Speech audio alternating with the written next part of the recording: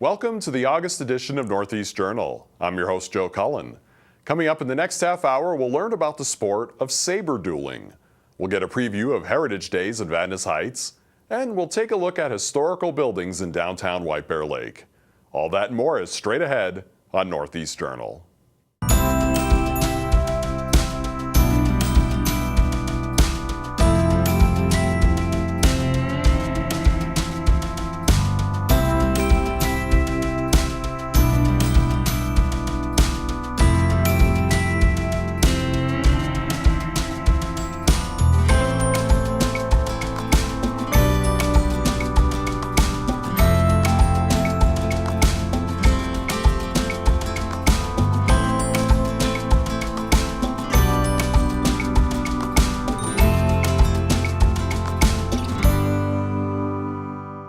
Hello everyone and welcome to the August edition of Northeast Journal. I'm your host Joe Cullen. Every month on Northeast Journal we give you an inside look at the people and places that make up the northeast section of the Twin Cities. There's an exciting new sport that appeals not only to athletes but also fans of a classic movie series.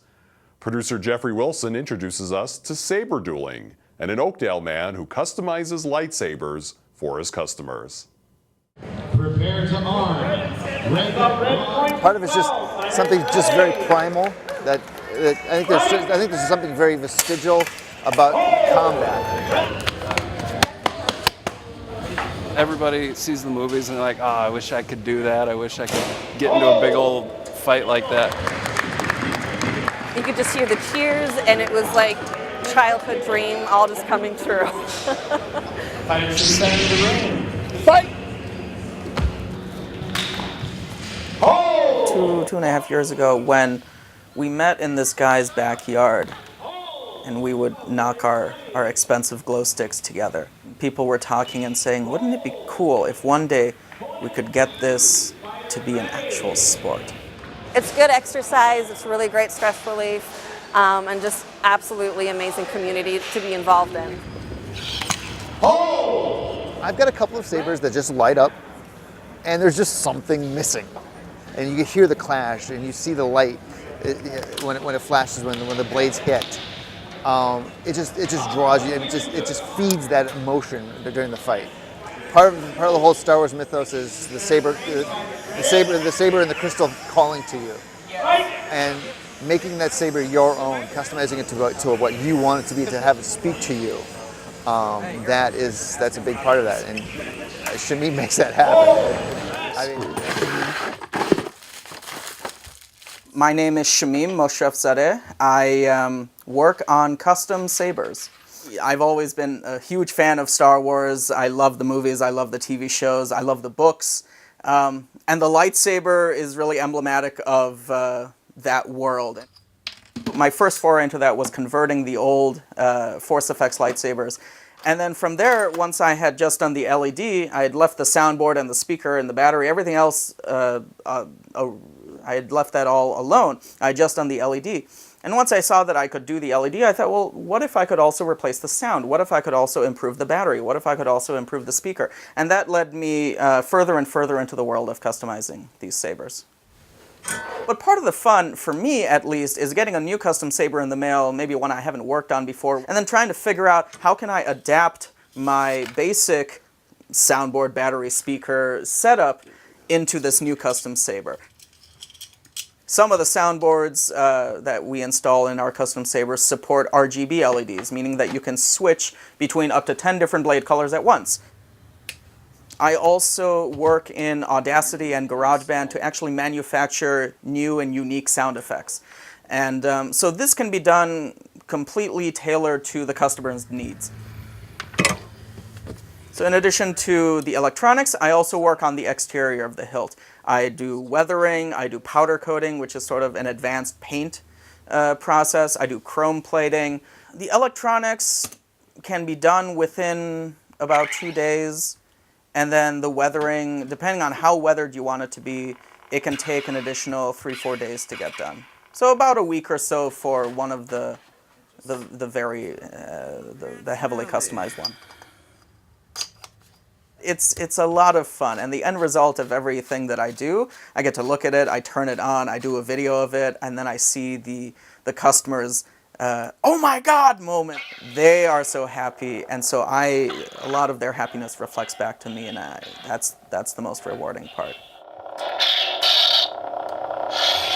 It's intoxicating. My first meetup, when he brought this out to me, and it's ready, let me show you how to use it, it was smiling ear to ear. I couldn't contain myself. And the first time, because my stance, I always start like this, and I turned it on, and that first time seeing that bright hot pink in the corner of my eye and hearing the boom, oh yes. And I absolutely just went after my opponent. The saber has to call to you. It has. You have to love that saber. You have to feel for it. Fighters ready! Above the love of Star Wars, above the love of fighting. That's what just draws me into TSL. Is that feeling of family. And Shamim is such a huge backbone of that. Yeah, take a look at it. It's amazing. He put a Crystal Focus 8 in there. Yeah. Absolutely incredible. It's just fun. Time. Blue point. Winner, 9-6. Blue fighter. Please pay respect to your fighter. Pay respect to the table. The city of Oakdale recently held a grand opening for a new space in town that your dogs are sure to love. Let's get our first look at the Bark Park.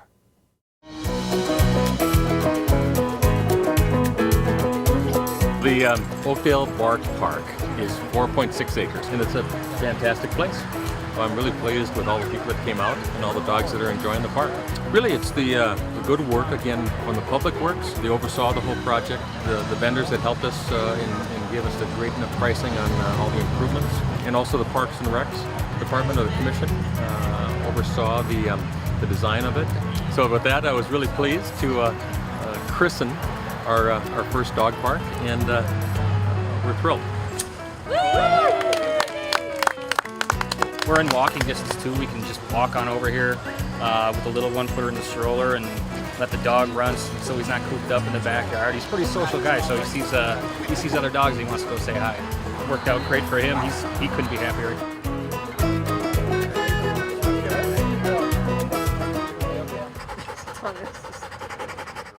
Earlier this summer, the White Bear Lake Police and Fire Departments, along with Bear Power, teamed up to put on a rodeo. But instead of cowboys and bulls, this rodeo consisted of area kids and their bikes. Producer Mary Klein has the story.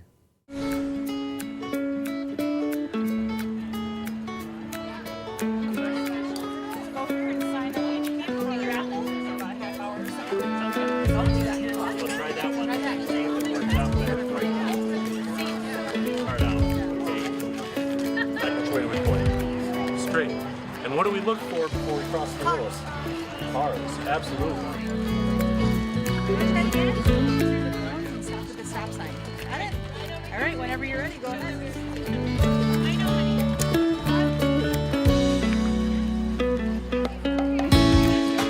Let them know that you're coming and then signal, okay?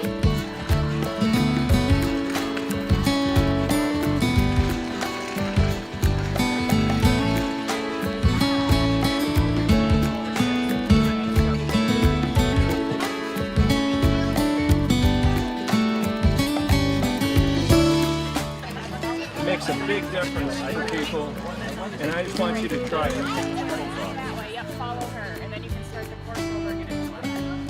Today we're out with the White Bear Lake Police Department, and I'm from Bear Power, and we have the Lake Links Trail, and we're just hosting a bike rodeo for kids, and they get to learn the rules of the road, get their bike checked out, make sure it's safe.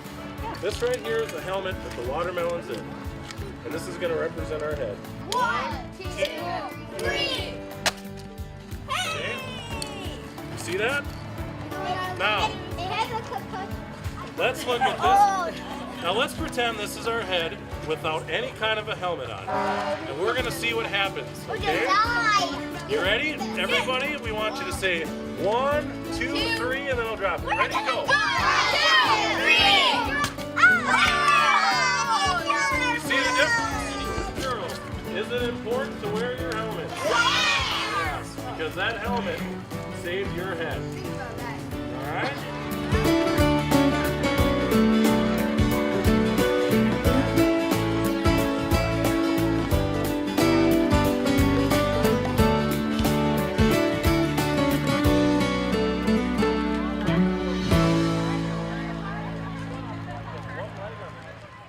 It's time for a short break. When we come back, we'll get a preview of Heritage Days in Vadnais Heights.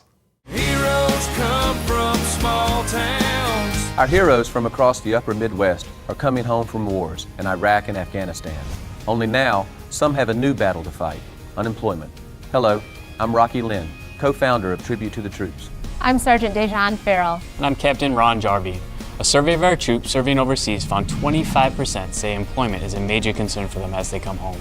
Right now, the unemployment rate for today's veteran is 12%. That's twice the average of others living here in the heartland. These service members learn quickly. They have experience with advanced technology and demonstrate teamwork, discipline, and leadership under difficult circumstances. This year, Tribute to the Troops, the Armed Forces, and the Upper Midwest Emmy Chapter are asking you to hire our today's veterans. Employers, you've seen what these veterans have done for their country. Think what they can do for your business. To hire today's veteran, visit positivelyminnesota.com/veterans. Heroes come from small towns.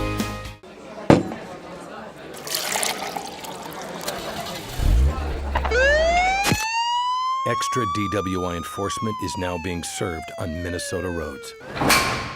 Don't be what you drink. Welcome back to Northeast Journal. It's almost time for the summer's biggest party in Vadnais Heights, Heritage Days.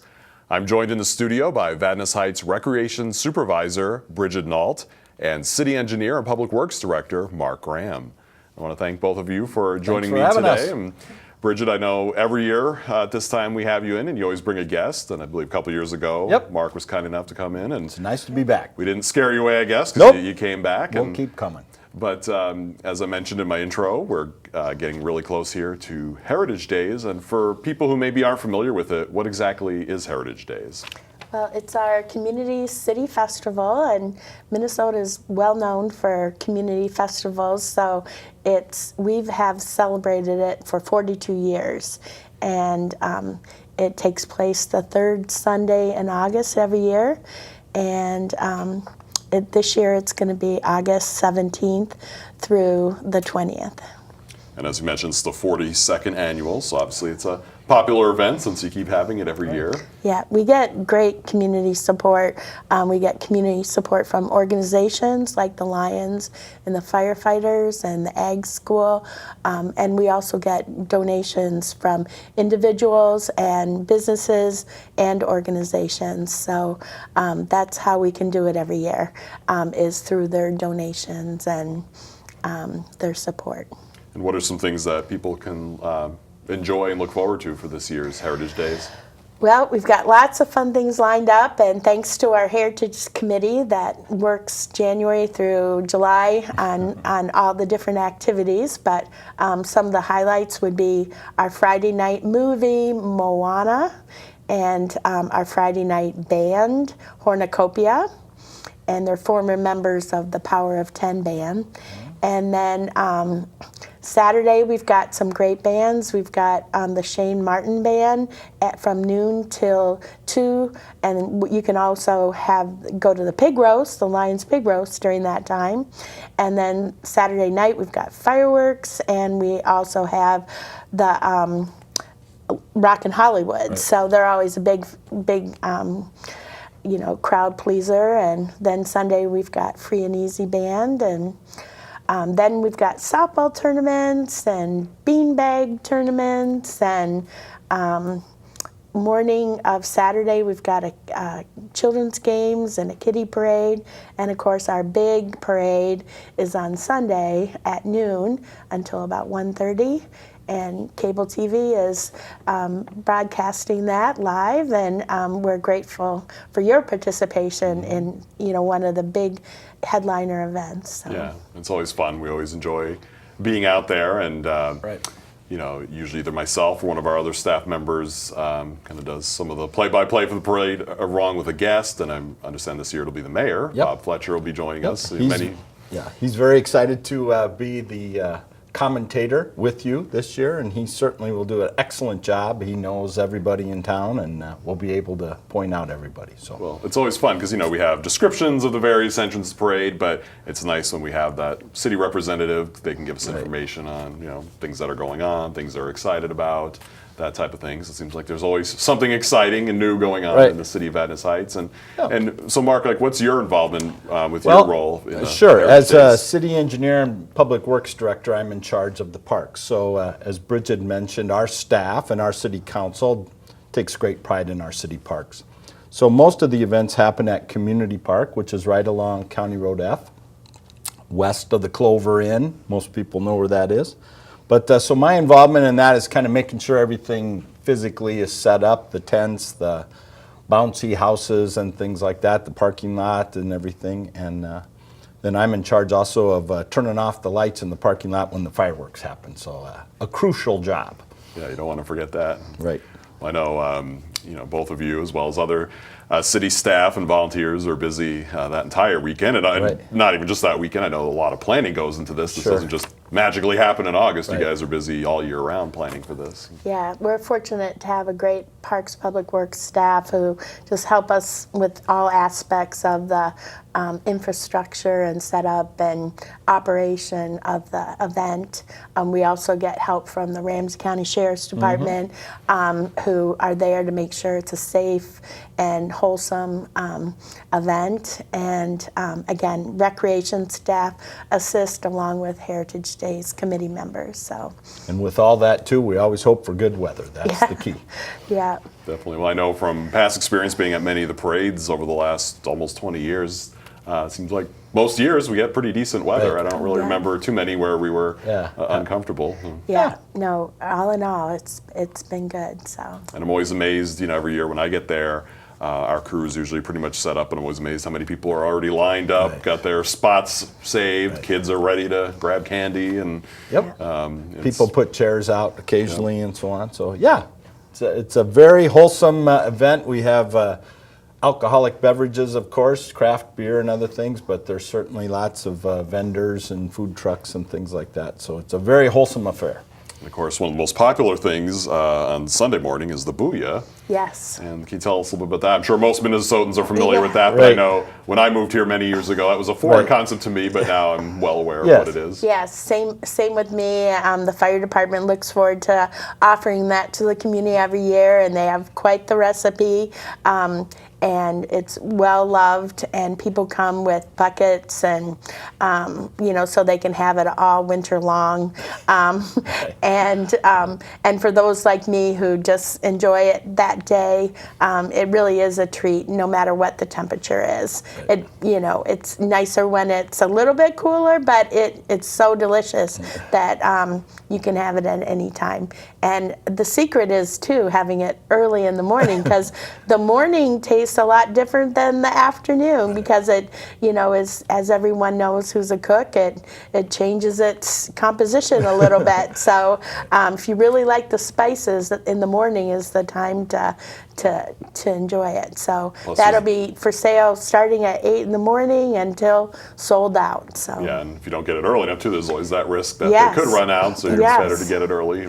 Absolutely, they have had those years, and I know I one time I missed it, but usually right after the parade, is all lined up, I go right to the booyah tent. So and the firemen who make that, they stay actually overnight on Saturday night to cook it, so it's a very nice affair, and it's a good thing for the community. I know too, when you talk to different people from fire departments in our area, it seems like each one is convinced they have the best. Of course. It's kind of like chili. Everybody thinks they're the best, Yeah. So. It seems like the one that's made in Vadnais Heights is pretty well regarded. So. Yeah, we go for the hometown team. Those firefighters do a great job. Now I understand too, starting on Monday, August 14th, there'll be a medallion hunt. Yes, and that is very popular.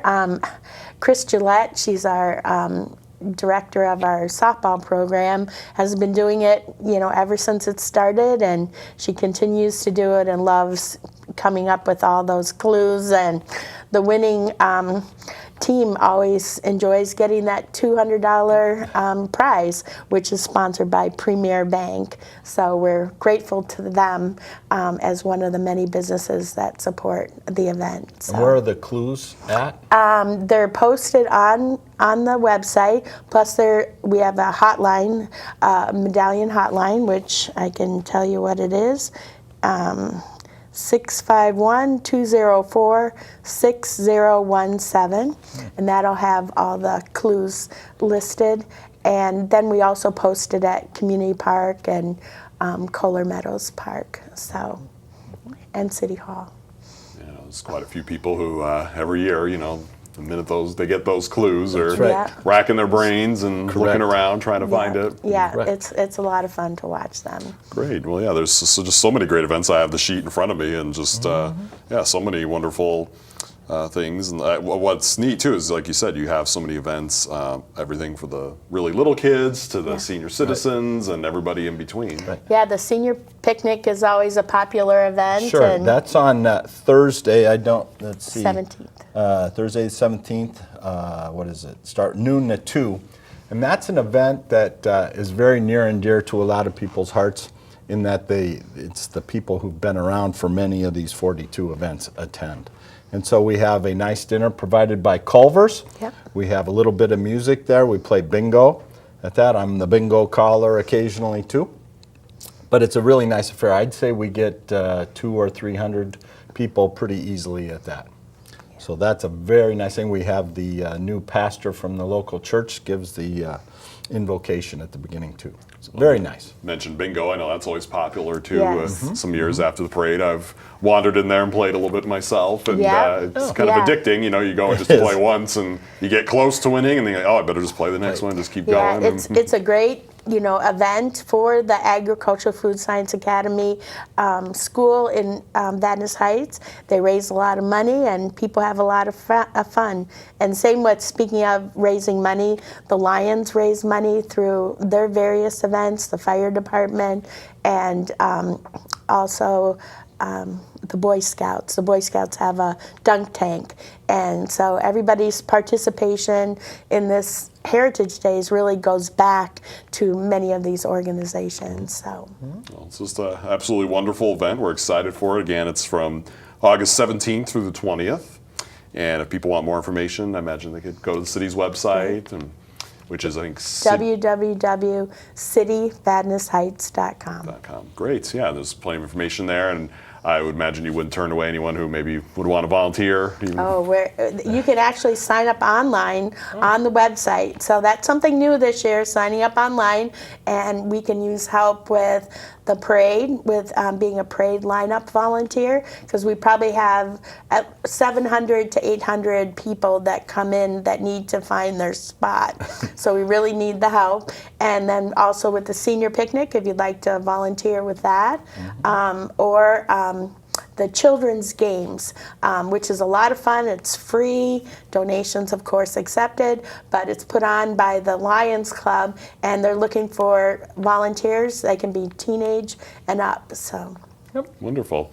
All right, well, I wish you the best luck with the event. I'm sure we'll be seeing you out there, especially at the parade, but it's always a great time the whole weekend. And before you know it, you guys will be back again next year to talk about the 43rd annual, but we'll get through the 42nd one first. Yeah. So. And this year is the 60th anniversary of Vadnais Heights. So we are going to have birthday cake on Sunday, which everyone will, I'm sure, very much appreciate and enjoy. And we thank you, Joe, for your organization coming out and televising it, and we'd love to work with you. Yeah, great. Well, we love working with the city, and we love that event. It's always a good time every year, and look forward to the parade. We look forward to the booyah, and we'll even look forward to some cake this year, too. Okay. Well, thanks so much. Thank you. Thanks, Joe.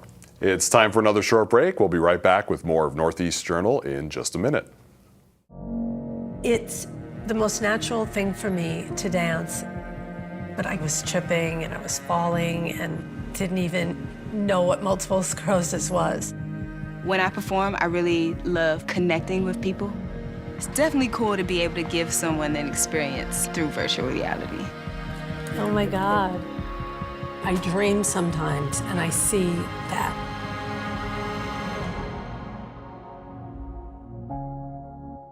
From your first sunrise to the sunset of life, we are with you through life's journey. Social Security, securing today and tomorrow. Visit socialsecurity.gov. This video produced at U.S. taxpayer expense. You're going to need me. You're going to need all of us.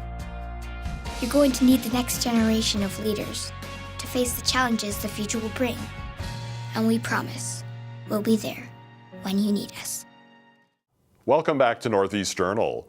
A special presentation was held recently at the White Bear Lake Library about the buildings and scenes of downtown White Bear Lake. Producer Jeff Melcock was there and has this report. This would be 4th Street, and again, if you're familiar with the Lake Country Booksellers bookstore at all, that is what this building is. Facing Washington Avenue, this is 4th Street.